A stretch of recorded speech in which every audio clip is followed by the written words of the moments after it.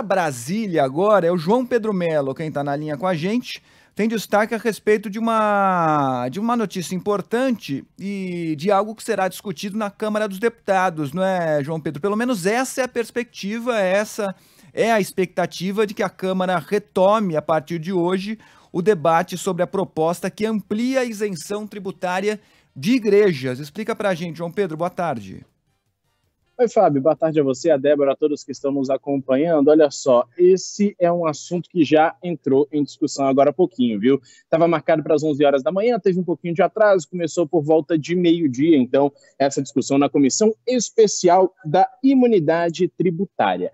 Essa proposta de emenda à Constituição, ela quer ampliar essa isenção tributária para igrejas, templos religiosos e também para aqueles que são responsáveis por esses templos religiosos. Esse texto já passou pela Comissão de Constituição e Justiça, por lá a discussão foi longa e a tendência é de que hoje também essa discussão seja muito longa. A expectativa que a gente tem nesse momento é de que o governo federal também apoie esse texto, principalmente diante daquelas conversas que ocorreram há cerca de um mês aí com o ministro da Fazenda, Fernando Haddad, e que ele prometeu estudar ou articular um modelo para que essa questão pudesse ter um êxito dentro do Congresso Nacional. O que a gente destaca aqui nesse momento? Que a Constituição já prevê, no artigo 150, que os templos religiosos sejam isentos da questão tributária, né? Ou seja, do pagamento de impostos. Só que, recentemente, uma decisão da Receita Federal anulou essa isenção tributária, dizendo o seguinte,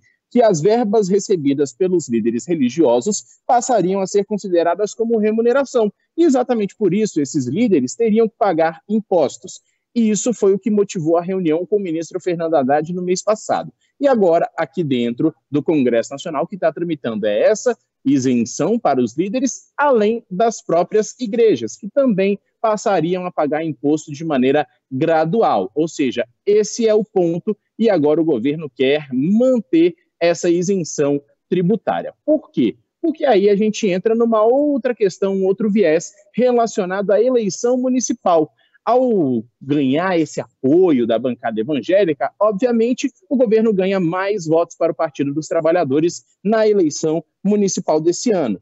E isso é o ponto que o Palácio do Planalto está tentando batalhar, tentando articular nos bastidores. A gente tem alguns cálculos aqui também para mostrar para quem está nos acompanhando com relação a esse texto, que dizem o seguinte, que a isenção de líderes religiosos soma um impacto de quase 300 milhões de reais nas contas públicas, ou seja, o governo deixa de arrecadar esses 300 milhões de reais por ano. Um relatório do Tribunal de Contas da União também mostra o seguinte, que desde essa decisão tomada pela Receita Federal, desde que ela foi publicada, 26 processos administrativos e um judicial foram impetrados, ou seja, tiveram início exatamente para aumentar essa isenção tributária. Então, esse é o ponto que está em discussão nesse momento aqui no Congresso Nacional. Se esse texto for aprovado nessa comissão especial, vai para o plenário, precisa do voto de pelo menos 308 parlamentares para vir para análise aqui do Senado Federal. Expectativa é de que esse texto seja aprovado hoje, mas ainda não há prazo para que ele entre